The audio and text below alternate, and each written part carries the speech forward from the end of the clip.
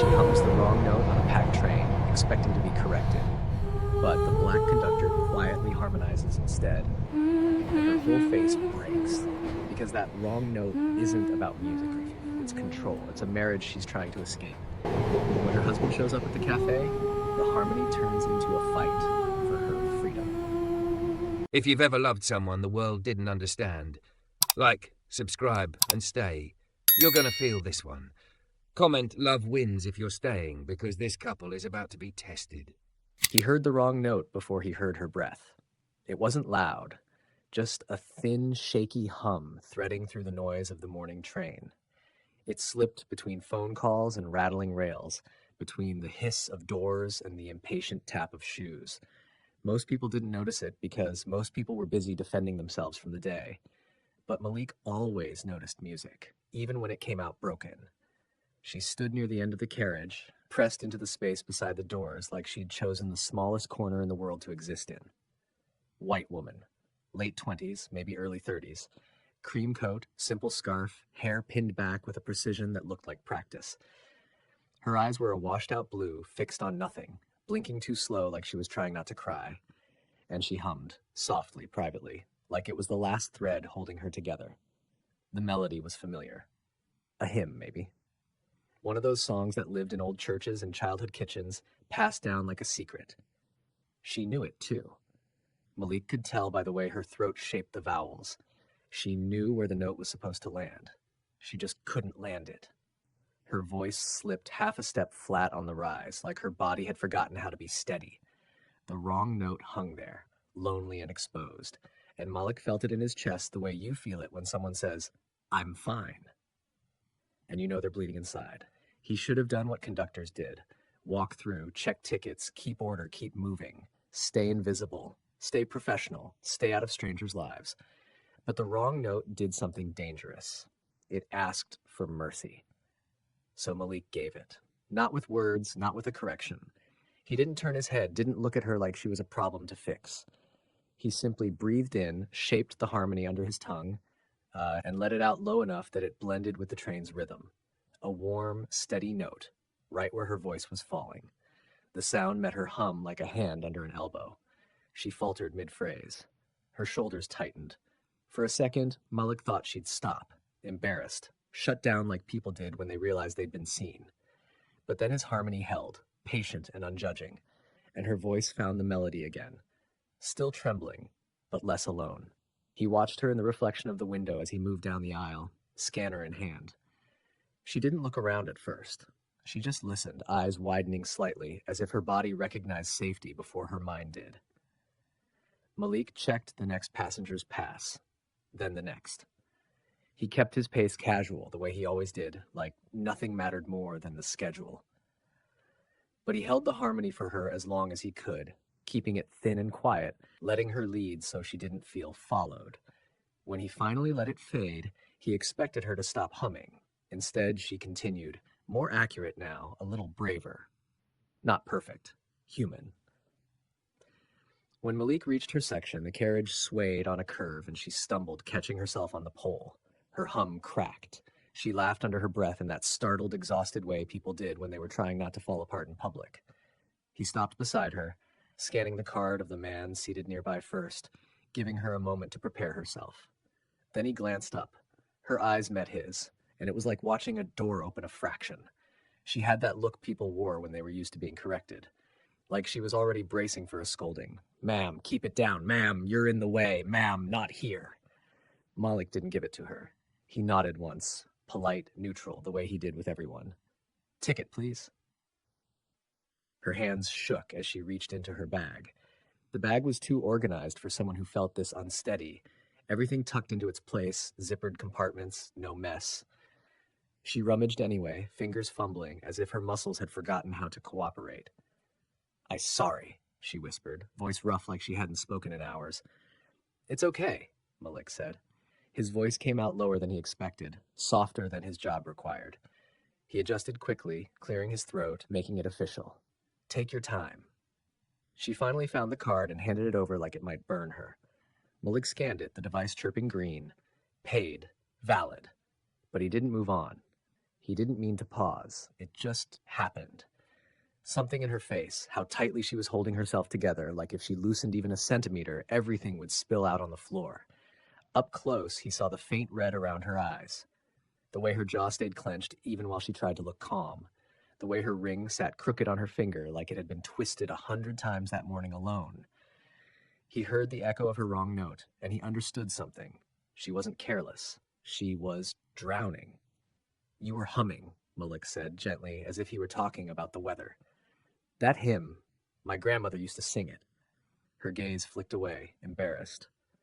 "Oh, I didn't realize I was doing it out loud."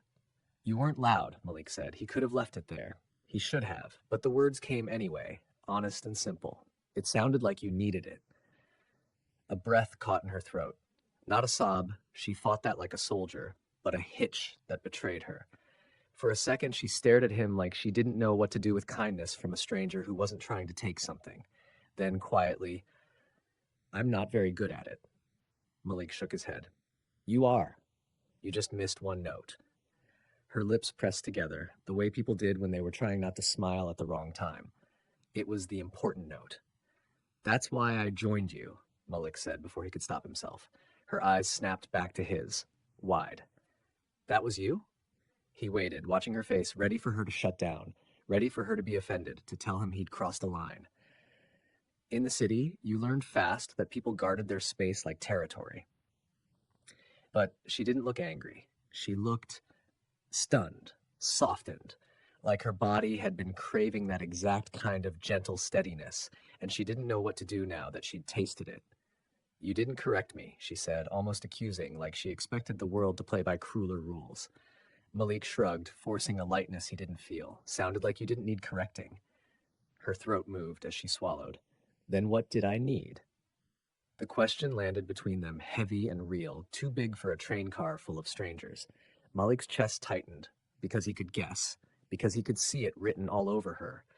The tight grip on the pole, the careful hair, the coat chosen like armor. He thought about lying, about saying something clean and safe, something that would let him walk away and keep his job and keep his distance. But something in her eyes made him tired of distance. Malik lowered his voice. "Maybe you needed someone to hold the note steady until you could find it again." Her lashes fluttered. She looked down quickly, like the words were too intimate, like they threatened to crack her open right there beside the doors. When she looked back up, her eyes were wet, but her voice was steadier. "My name is Claire," she said. "Malik," he replied. The intercom crackled above them. The driver's voice announced a delay ahead, signal fault, brief stop. People groaned in unison, annoyed. Phones came out, messages fired off, plans adjusted. Claire didn't groan. She didn't even react like someone losing time. She just sagged a fraction, relief sliding through her expression like the delay was permission to stop pretending she was fine. The train slowed, brakes squealing. Malik felt the shift in weight as people swayed. Claire's hand slipped on the pole. She stumbled again, this time harder, and without thinking, Malik reached out. His hand caught her elbow. Warm through fabric, steady, her whole body went still. It was nothing, just a quick touch, practical, the kind you'd offer anyone who might fall. But Claire looked at his hand like it was a confession, like it was proof the world could still be gentle in unexpected places. Malik released her immediately, careful, professional, but his pulse was suddenly loud in his ears. "You okay?" he asked. Claire nodded too fast. Yes. Then softer, almost like she hated needing anything. "Thank you." The train came to a stop between stations. The city outside blurred into a tunnel wall, dim lights streaking past. The carriage settled into an uneasy quiet, people still irritated but resigned. Claire stared at the floor, breathing shallow. Malik watched her hands. One was wrapped around the pole, the other was clenched around something inside her coat pocket, knuckles white. "What's in your hand?" he asked before he could reconsider. She flinched. Her fingers tightened around whatever it was. "Nothing." Malik nodded like he believed her. He didn't push. He just stood there a moment longer than necessary, the scanner in his hand forgotten, his uniform suddenly feeling like a costume. Claire's voice came out barely above the hum of the stopped train. "Do you do music?" The question surprised him.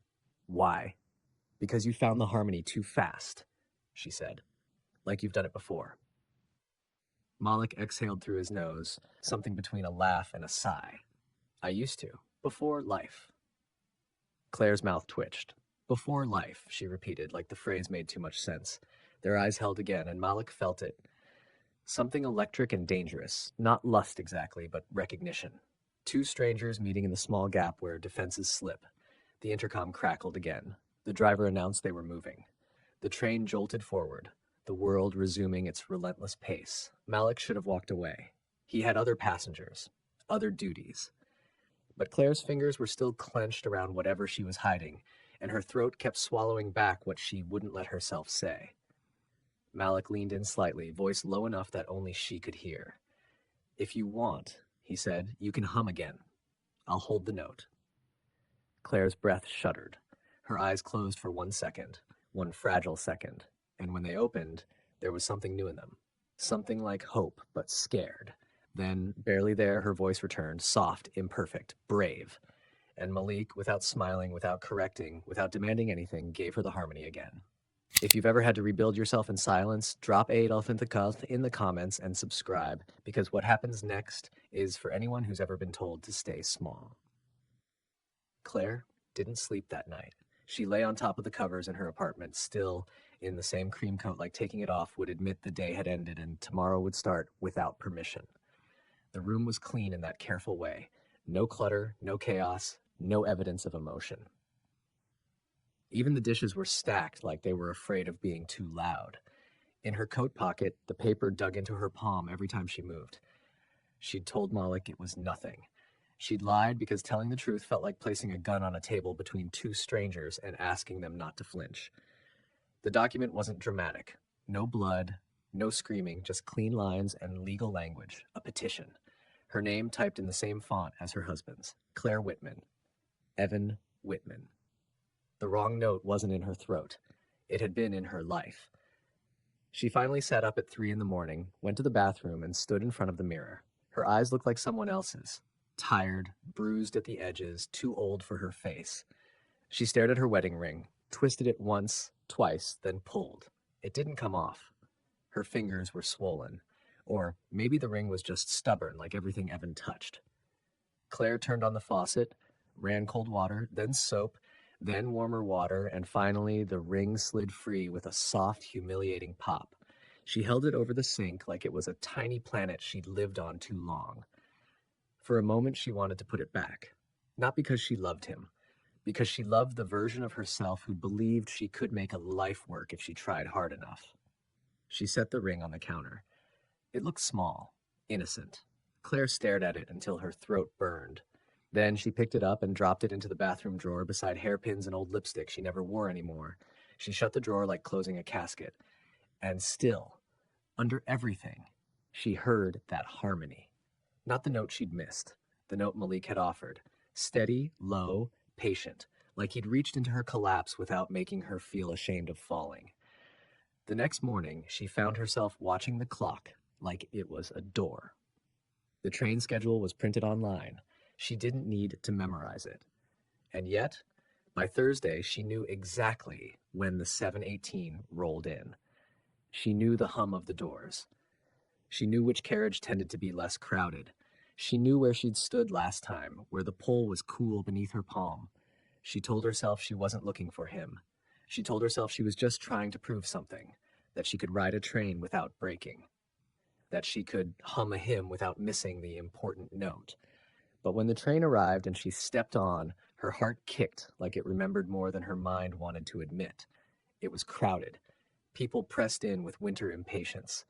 Claire found her spot near the doors anyway. She wrapped her fingers around the pole and waited, trying to breathe like a normal person. She didn't hum at first. She couldn't. Then she heard the footsteps. Measured. Familiar. Not rushed. A man moving through a space like he belonged in it. Malik. He came through the carriage with his scanner. Uniform crisp, expression calm. The city tried to harden everyone, but his face didn't look hardened. It looked steady. Like the kind of steadiness that came from choosing patience every day. Claire's pulse hammered as he scanned tickets, moved down the aisle, nodded to people. He didn't look at her right away. He didn't make it obvious. He didn't make it embarrassing. When he got close, his eyes flicked up. Just once, and he gave the smallest nod, like a secret handshake. Claire's throat tightened so fast it felt like grief. She didn't know his schedule. She didn't know if this was chance or kindness. She didn't know if she was allowed to be relieved. But Malik stopped near her, scanning the card of the man seated beside her, then turned slightly. "Morning," he said, quiet. Her voice came out thinner than she wanted. "Hi." He looked at her hands. No ring. It was a tiny observation, but it made him still for a fraction of a second, like he'd heard a new chord. "You okay?" he asked. Claire wanted to say yes because yes was easier. Yes was safe. Yes didn't open anything. Instead, she whispered, "I'm trying." Malik's mouth softened, not into a smile, but into something warmer. "That counts." She pulled her ticket out, offering it, hands trembling less than last week. Malik scanned it. Green chirp. He didn't move away immediately. The train rocked, and he steadied himself with one hand on the overhead rail, giving the moment time to exist. "You hum today?" he asked. Claire swallowed. "Not yet." Malik nodded, like that was an answer with meaning. Then, almost like he didn't want anyone else to hear, he said, "Whenever you're ready." He walked on, leaving her with her lungs full of something she hadn't earned but was suddenly allowed to have. Claire waited 3 stops before she dared to try. She started soft, barely a thread, the same hymn, the same climb. Her voice wavered as she approached the part where she'd missed the note before. And then, there it was, a low harmony, sliding in beneath her like a hand on her back. She didn't look up. She couldn't. If she looked up, she might cry, and she couldn't afford to cry on a train full of strangers. But she felt it. The note held steady, Malik's note, like he'd been listening the whole time, like he'd remembered the exact place she needed support. Claire breathed in and hit the note this time. Not perfectly. Not like a singer. Like a woman surviving. When the doors opened at her stop, she stepped off with her heart beating too fast, and she did something she hadn't done in a long time. She turned back. Malik stood near the center aisle, eyes on her, not hungry, not demanding, just present. He lifted his hand slightly, palm facing her, a simple gesture that said, "I heard you. You did it." Claire's chest tightened. She mouthed, "Thank you." Malik nodded once, like, "Anytime." She walked out into the station and didn't realize she was smiling until the cold hit her face and made the tears finally come. She didn't sob.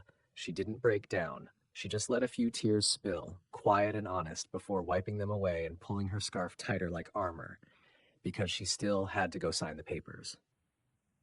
The courthouse smelled like disinfectant and resignation.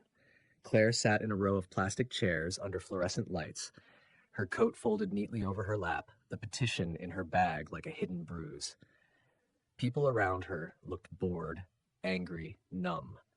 A woman across the aisle was crying into a tissue while a man stared at his phone like nothing mattered. Claire stared at the double doors, waiting for her name to be called, and all she could think was, "He harmonized instead of correcting me." It was such a small kindness. But small kindnesses were how you survived big cruelty. When her name was called, Claire stood on legs that didn't feel like hers and went inside. She signed. The pen was cheap. The paper was crisp. Her handwriting looked too elegant for how ugly it felt. When the clerk took the documents, the woman didn't offer comfort. She didn't offer judgment either. She just stamped and filed like Claire's life was another folder in an endless cabinet. Claire walked out with empty hands. She'd thought she'd feel free. Instead, she felt quiet, hollow, like the world had removed something heavy from her, and now she didn't know how to stand without it. Outside, the sky was pale and indifferent. Claire stood on the steps for a long moment, staring at the city as if it might explain what came next. Her phone buzzed. A number she didn't have saved. Unknown. Her stomach dropped. She answered anyway because she'd spent too many years answering. Claire. Evan's voice was smooth as polished stone. Not angry. Worse. Controlled. Her throat went dry. "How did you think I don't know what you're doing," he said softly, like he was speaking to a child. "You think you can make a decision without me noticing?" Claire gripped the phone harder, knuckles whitening. "It's filed." There was a pause, just long enough to feel like punishment. Then, almost amused, "Filed doesn't mean finished." Claire's heart thudded. "Don't call me." Evan chuckled, low. "You always were dramatic." The old instinct tried to rise, apologize, soften, make it easier. Claire tasted that reflex like bile. She swallowed it. I'm not coming back, she said, voice shaking but real. Evan's tone cooled. Is this because you're lonely? Is that what this is? Some phase? Claire blinked hard, staring at the courthouse steps beneath her shoes. Goodbye, Evan. She hung up before he could speak again. Her hands shook after, not with fear of him exactly.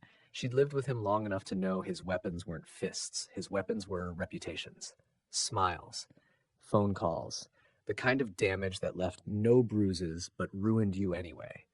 Claire stood there breathing like she'd just run miles. Then she did something she hadn't planned. She opened her notes app and typed a message to the only person whose presence had made her feel steady in weeks. She didn't have Malik's number. She didn't even know if she was allowed to ask for it. But the next Thursday came anyway, and Claire was back on the 7:18 with her hands on the pole like a prayer. Malik found her again. This time he didn't pretend it was random. He paused beside her with his scanner, eyes taking her in. She looked different, not happier, but unguarded in a new way, like she'd stepped through fire and survived, and now her skin was still tender. You're here, Malik said. Claire exhaled. I didn't want to stop. Malik's eyebrows lifted slightly. Stop what? Claire's voice shook.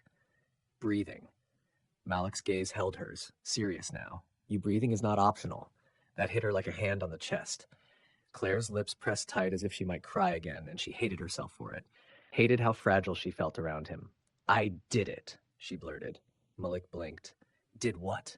Claire swallowed hard. I signed. The words came out like confession, like surrender, like a door she'd been guarding finally opened. Malik's expression didn't change much, but something deep in his eyes sharpened, protective, respectful, like he understood exactly what kind of courage that took. Okay, he said slowly. Okay, I'm glad you did. Claire's shoulders trembled. I don't know who I am without all of it. Malik leaned slightly closer, voice low, careful. Then you find out, one honest day at a time. The train rocked. People jostled past. The city kept being the city. But Claire felt like she was standing in a quiet room with him. She pulled a small folded paper from her bag. Not the petition, something else. A little receipt from the cafe near the station, the kind of cheap place with bitter coffee and warm pastries. She cleared her throat. There's a cafe by the east exit. If you don't want to. Malik looked at the receipt in her hand, then back at her face. A smile finally touched his mouth, gentle and almost disbelieving. I want to, he said. Claire's breath left her like relief. Malik hesitated, then pulled a small notebook from his pocket and tore out a page. He wrote something quickly, tore it clean, and handed it to her. His number. Claire stared at it like it was a lifeline. When? She asked, voice almost too small. Malik glanced at the time display above the doors. My break's at 9. Claire nodded, heart pounding so hard she could barely stand. Okay, 9. Malik's face turned serious again. Claire? Yes? He held her gaze. If anyone makes you feel unsafe on this train, in that cafe, anywhere, you tell me. The words were simple, not a promise he could legally guarantee, not a hero speech, just a man offering presence. Claire's eyes burned. She nodded once, hard. Okay. The train reached the next stop. Malik moved on, scanning tickets, returning to duty. Claire clutched the paper with his number in her fist like it could disappear if she relaxed. At 9, she stood outside the cafe, hands wrapped around a cup she hadn't tasted, watching the door like it was a miracle she didn't deserve. When Malik finally walked in, tall, calm, uniform still on, he spotted her immediately, and for a moment the noise of the world fell away. He sat across from her, the table between them too small for how big the moment felt. You made it, he said. Claire nodded. So did you. Malik's eyes flicked to her hands again. No ring. His gaze returned to her face. What happens now? He asked, not as a demand, like he was giving her permission to decide. Claire's throat tightened. She looked down at the coffee, then back up. Now, she whispered. I learned how to sing the right note without being scared. Malik's voice dropped, warm and steady. Then I'll be your harmony until you don't need one. The cafe door opened again, a bell chiming overhead. A man stepped inside in a tailored coat, hair too neat, smile too practiced, like he belonged in boardrooms, not cheap cafes. Claire's blood turned to ice before she even saw his face fully. Evan's eyes landed on her like a claim. Then they slid to Malik. And Evan smiled wider, the kind of smile that looked polite to strangers and violent to the person who knew it. Well, Evan said, voice smooth and amused, this is unexpected. Evan's smile stayed in place as he walked closer, like it had been bolted to his face. People in the cafe didn't look up for long, just the quick glance you give a stranger and the quick decision to mind your business. Claire's fingers went cold around the paper cup. For one humiliating second, her body did what it had been trained to do for years. Shrink, apologize, make the moment smaller so he could feel bigger. Malik didn't move like a man looking for a fight. He moved like a man making room for truth. He straightened slightly in his seat, calm, shoulders loose, eyes steady on Evan, without the flinch most people gave polished men who spoke like they owned rooms. Evan's gaze lingered on Malik's uniform, then flicked to Claire's face with the softest tilt of pity. You didn't mention you were making new friends, he said, voice warm enough to fool strangers, sharp enough to cut her. Claire tried to speak. Her throat closed. Malik's hand, open palm, rested on the table, not touching her, just close enough to be there. She's having coffee, he said simply. Evan laughed like Malik had told a joke. Coffee, he repeated, then looked back at Claire. Claire, come on, let's not do this in public. It was the old script, the old trap. He always framed her boundaries as embarrassing theatrics and his control as reasonable concern. Claire's chest tightened. Her heart hammered in her ears so loud she almost missed Malik's quiet voice. Breathe, he said, barely moving his lips. The word didn't fix her fear, but it reminded her she was allowed to take up air. She drew in a shaky breath, then another. Evan's eyes narrowed a fraction at the delay, at the fact she wasn't instantly obeying. The smile didn't change, but the temperature in it dropped. You look tired, he said, like he was still her husband and she was still his responsibility to manage. Are you eating? Are you sleeping? You can't just... I signed, Claire cut in, surprising herself with how clear it came out. Evan paused. The pause was small, but she felt it like a shift in gravity. You signed what? He asked soft. The papers, Claire said. Her voice trembled, but it didn't disappear. It's filed. A couple at the counter glanced over. Evan noticed, of course. He always noticed witnesses. He turned his head slightly, gave them a polite smile that meant nothing, then leaned closer to Claire like he was about to share something tender. Sweetheart, he murmured, you're overwhelmed. This is grief. This is you not thinking straight. Claire's fingers curled around the cup until it hurt. She wanted to stand. She wanted to run. She wanted to vanish. Instead, she set the cup down carefully. The smallness of that movement felt like rebellion. I'm thinking very straight, she said, and you need to leave. Evan blinked once, slow, like he hadn't heard her correctly. Then he let out a quiet breath through his nose, amused.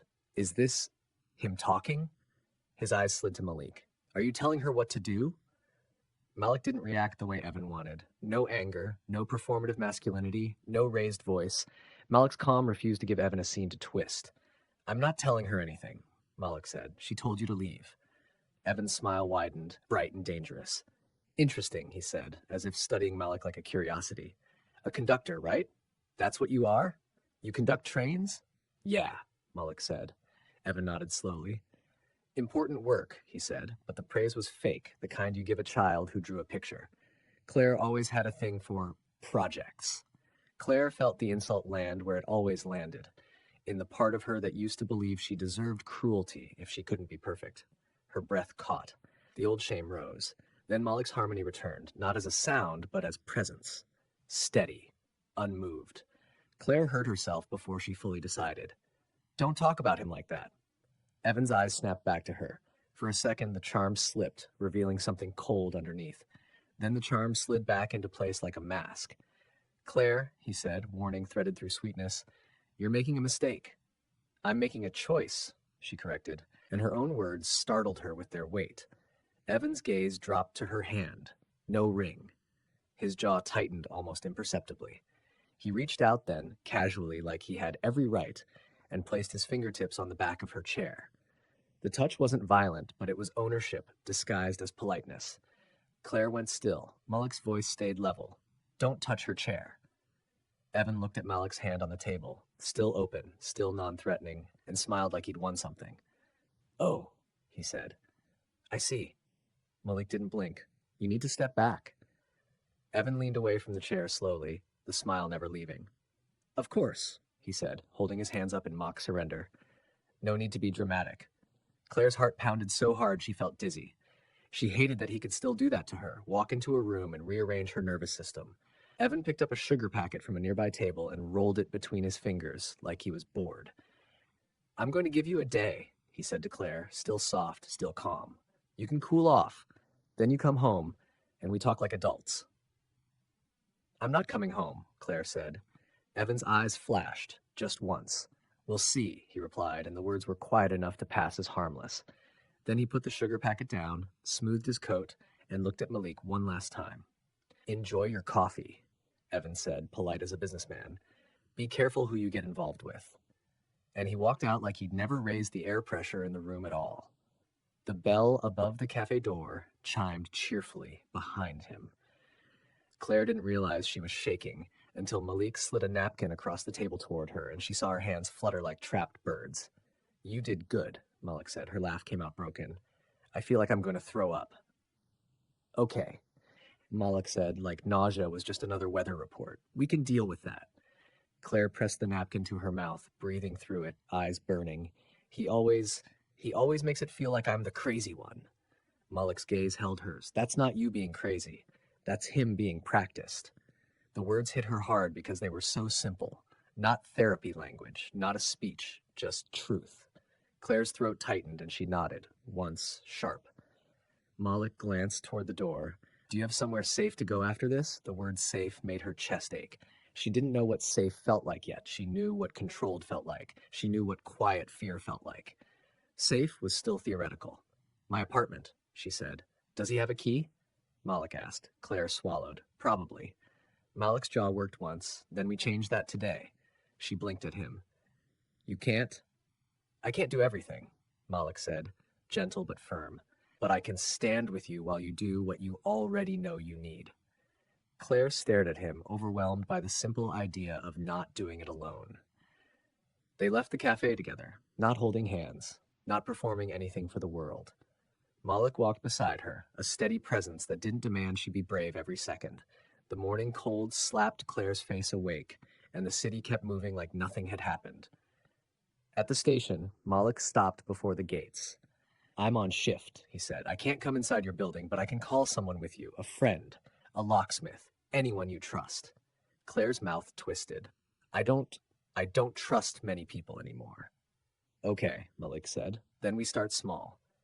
He pulled out his phone. You want to call the locksmith first?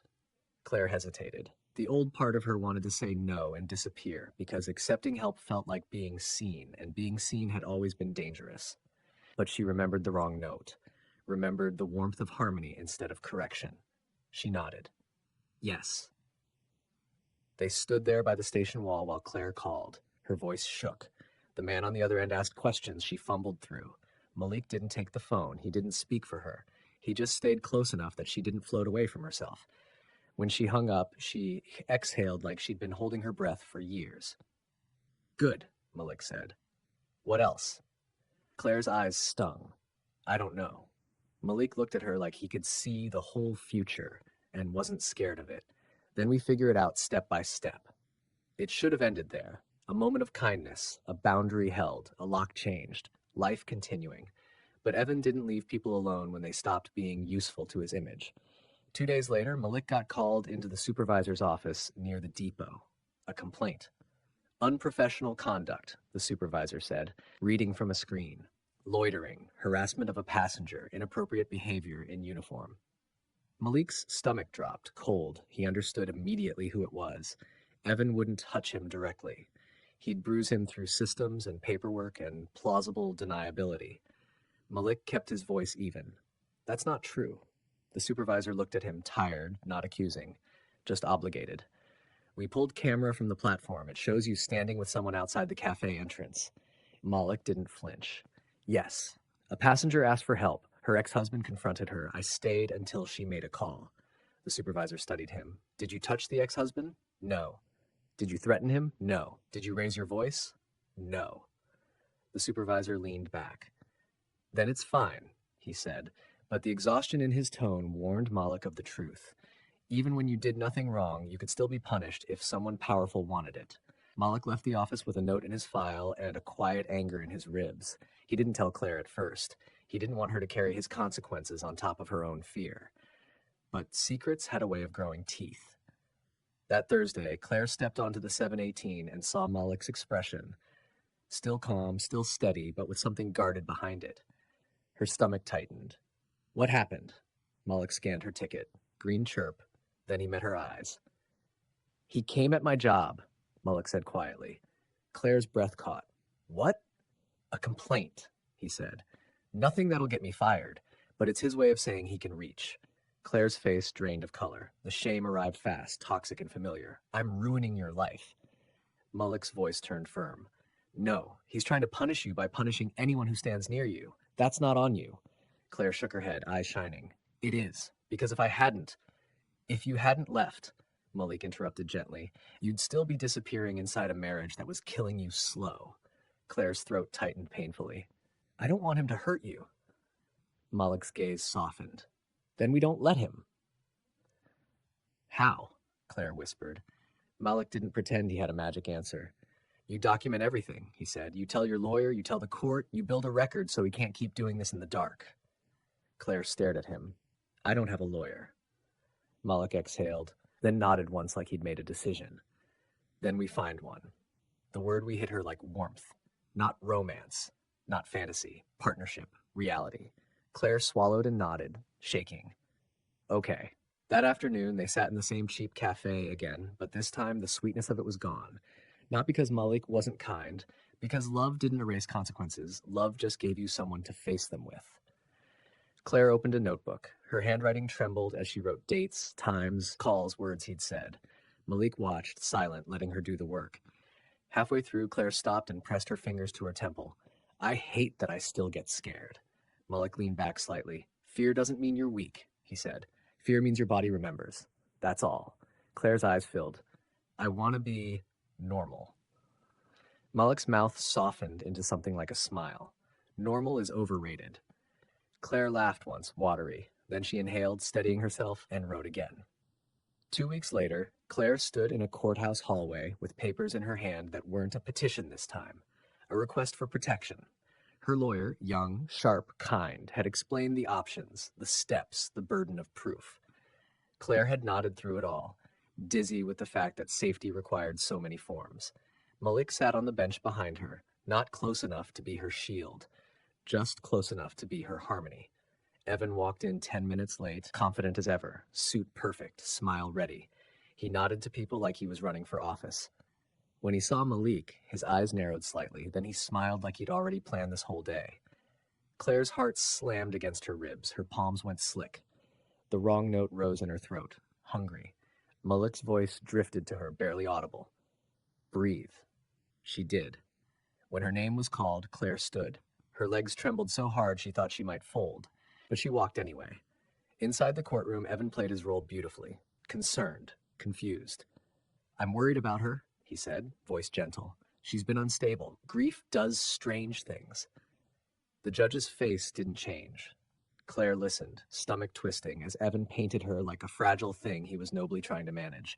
He spoke about misunderstandings. He spoke about overreactions. He spoke about influence. Then it was her turn. Claire stepped forward, hands shaking so violently she had to clasp them together. She looked at the judge. She did not look at Evan. Her voice started thin. He called me after I filed, she said. He told me filed doesn't mean finished. Evan's lawyer objected. Evan smiled politely. Claire kept going.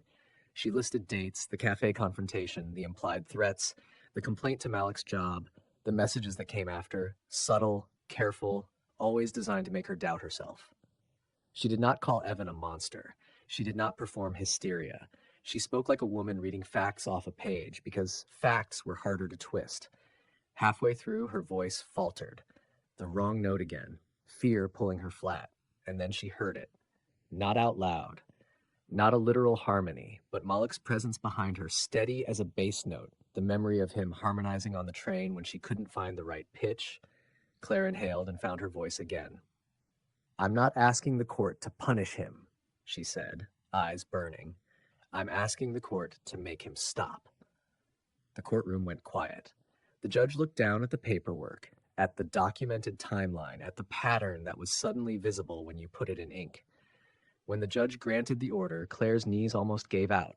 She walked out into the hallway like she'd just crossed a bridge she didn't know she could cross. Malik stood as she approached, his eyes searching her face. "It worked," she whispered, like she was afraid to say it too loudly. Malik nodded once, slow. "You did that." Claire's breath shuddered. Tears finally spilled, not sharp this time. Relief, pure and aching. She laughed through them. "I didn't miss the note." Malik's smile came, real and soft. "You didn't." Outside, the air was cold, the sky pale, the city still indifferent. Evan walked past them with a smile that tried to pretend nothing had happened, but his eyes were darker now, calculating around new boundaries he hadn't expected. Claire watched him go, heart still racing, but something inside her felt different. Not fearless. Free enough to breathe. Malik walked her to the station, and for the first time, Claire reached out first. Her fingers touched his hand, light, unsure, asking. Malik's hand closed gently around hers, warm and steady. On the platform, the 718 rolled in, doors hissing open like the day was beginning again. Claire stepped inside beside Malik, shoulders squared in a way they hadn't been weeks ago. She didn't hide by the doors this time. She stood where she could see the whole carriage. When the train started moving, she hummed. Soft. Real. Brave. She hit the note clean this time, not because she'd become perfect, but because she'd stopped being scared of being heard. Malik's harmony joined her, low and steady, not because she needed saving, but because love, real love, never corrected you when you were already trying. It just held the world still long enough for you to find yourself again.